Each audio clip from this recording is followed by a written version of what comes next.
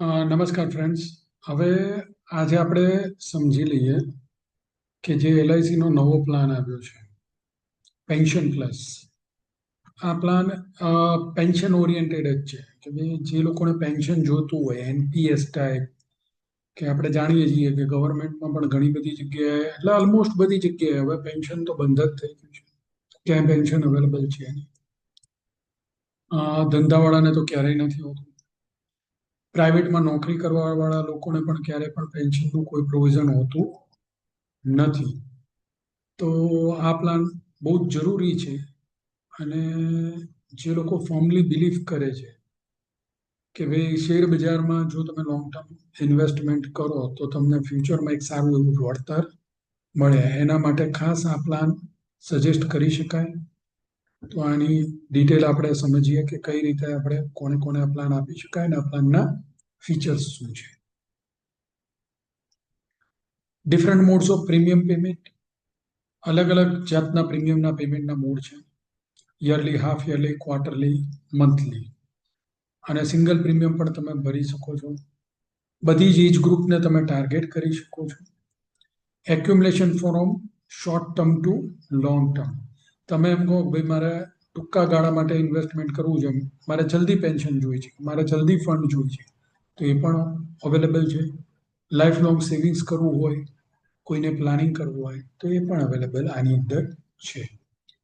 Investment ફંડ્સના 4 option છે.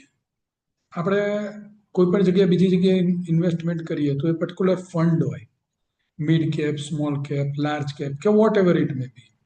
બરાબર. પછી તમારે એમાંથી સ્વિચ ઓવર કરવું હોય તો એ ફંડની અંદર તમે સ્વિચ ઓવર ક્યારેય ના કરી શકો. જ્યારે આ પ્લાનની વિશેષતા એ છે કે તમે કોઈ પણ ફંડમાં વિધાઉટ વિડ્રોઈંગ ધ મની, પૈસા ઉપાડ્યા સિવાય પણ તમે ચેન્જ કરી શકો. બોન્ડ ફંડ છે તો એમાં ગવર્મેન્ટ ઓફ ઇન્ડિયાની સિક્યોરિટીઝના બોન્ડમાં 60% થી 100% ઇન્વેસ્ટમેન્ટ થાય. અને short term investment in money market instruments જે છે એમાં 0 થી 40% ઇન્વેસ્ટમેન્ટ થાય. ઇક્વિટીમાં 0% ઇન્વેસ્ટમેન્ટ છે, માટે આની રિસ્ક પ્રોફાઇલ બહુ જ લો રિસ્ક છે. બીજું છે સિક્યોર્ડ ફંડ, એની અંદર 50 થી 90% ઇન્વેસ્ટમેન્ટ થાય. Short term money market instrument છે એમાં 0 થી 40% ઇન્વેસ્ટમેન્ટ થાય. ઇક્વિટીમાં 10 થી 50%, પણ 50%થી વધારે તો ક્યારે પણ ઇક્વિટીમાં આનું ઇન્વેસ્ટમેન્ટ થાય નહીં. એટલે lower to medium risk profile આ ફંડનું આપણે કહી શકીએ. બેલેન્સ ફંડ છે. હવે બેલેન્સ ફંડ જનરલી છે ને, જે હાઇબ્રિડ ફંડ બહુ જ માર્કેટમાં પોપ્યુલર છે મ્યુચ્યુઅલ ફંડની અંદર, તો આને એનું એક સ્વરૂપ કહી શકાય કે જેમાં 30 થી 70% ગવર્મેન્ટ સિક્યુરિટીઝ અને કોર્પોરેટ બોન્ડની અંદર જાય છે. 0 થી 40% શોર્ટ ટર્મ મની માર્કેટ ઇન્સ્ટ્રુમેન્ટ્સમાં ઇન્વેસ્ટ થાય છે. અને 30 થી 70% ઇક્વિટી શેર્સમાં ઇન્વેસ્ટમેન્ટ કરી અને એલઆઈસી જે પણ પ્રોફિટ અર્ન કરે અને જે પણ ફંડ વેલ્યુ ક્રિએટ કરે એ તમને મળવા પાત્ર છે. હવે આ મીડિયમ રિસ્કનું છે, પણ આ સારામાં સારું ઇન્વેસ્ટમેન્ટ જો કોઈ વિચારતું હોય કે ભાઈ મારે બેસ્ટ ઇન્વેસ્ટમેન્ટ કરવું છે શેર માર્કેટમાં, તો એમના માટે આ બેસ્ટ ફંડ છે. હવે ઘણા લોકો એમ કે ના ભાઈ અમે તો હાઈ રિસ્ક પ્રોફાઇલ વાળા માણસો છીએ, વધારે નફો અને વધારે નુકસાન, નુકસાન જાય એમને વધારે તો પણ અમને વાંધો નથી, અને અમને સારામાં સારું રિટર્ન મળે તો પણ અમને વાંધો નથી. તો એના માટે 40 થી 100% સુધી આપણે ઇક્વિટી શેર્સમાં ઇન્વેસ્ટમેન્ટ કરીએ છીએ આ પ્લાન.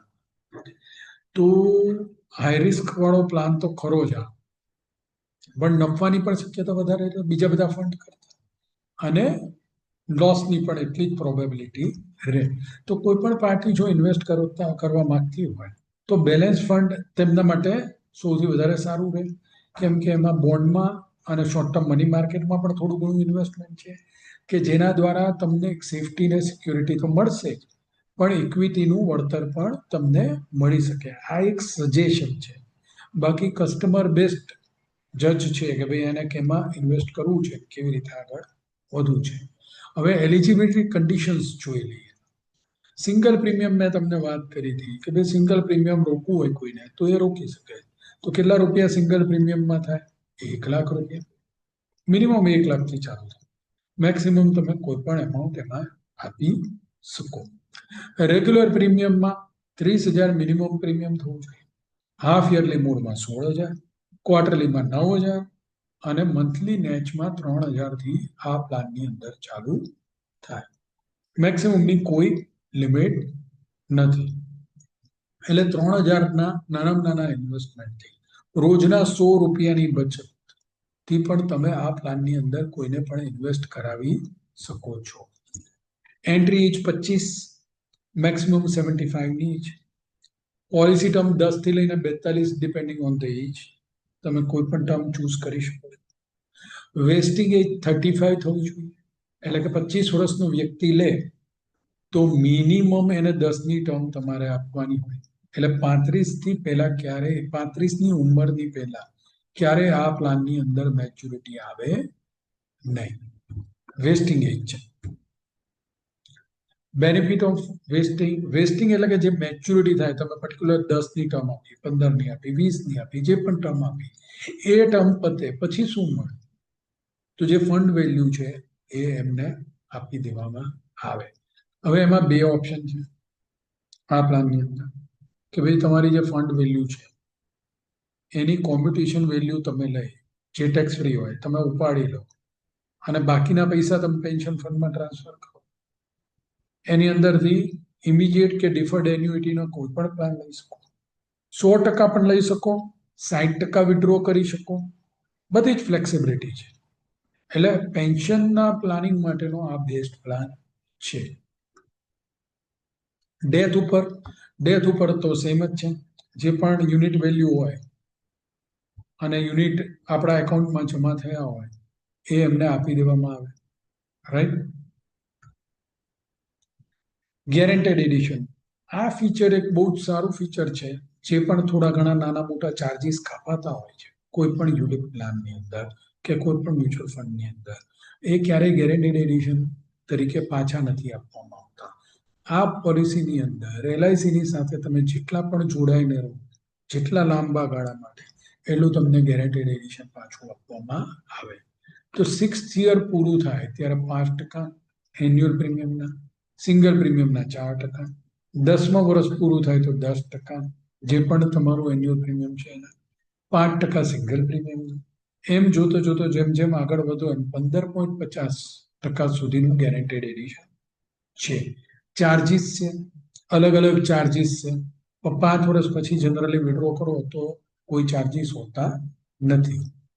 સરેન્ડર, ફર્સ્ટ 5 યરની અંદર સરેન્ડર એલાઉડ નથી, પણ તમે પૈસા ભરવાનું બંધ કરી દો, જે રેગ્યુલર પ્રીમિયમની પોલિસી, તો એની અંદર તમારું ફંડ ડિસકન્ટિન્યુએશન ફંડમાં ટ્રાન્સફર થઈ જાય.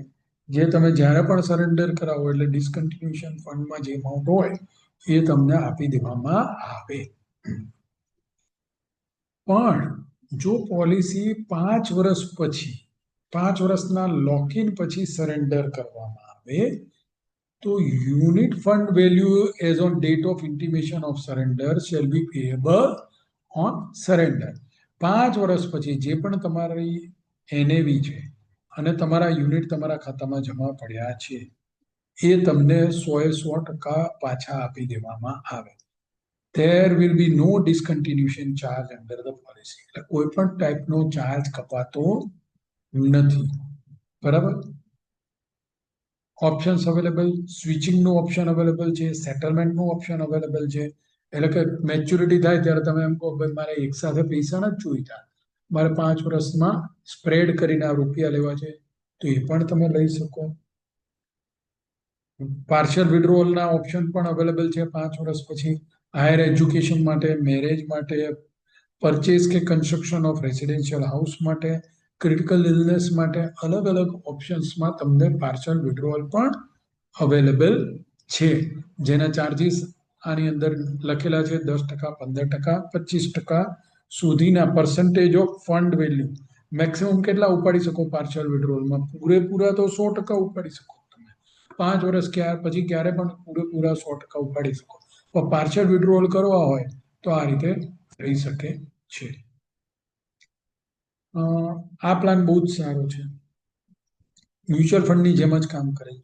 5 વર્ષ પછી તમે પૂરેપૂરા રૂપિયા સરેન્ડર કરી લો તો એમાં કોઈ પણ જાતનો ચાર્જ છે નહીં. એટલે પૂરેપૂરા રૂપિયા પણ ઉપાડી શકાય.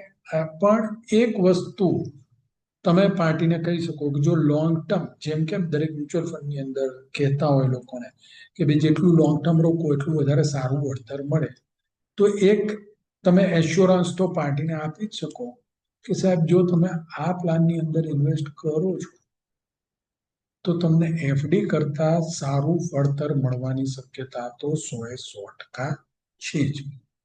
બરાબર? તો wish you all the best friends.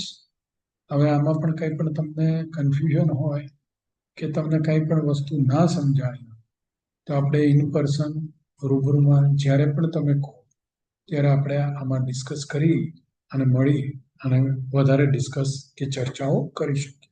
Thank you.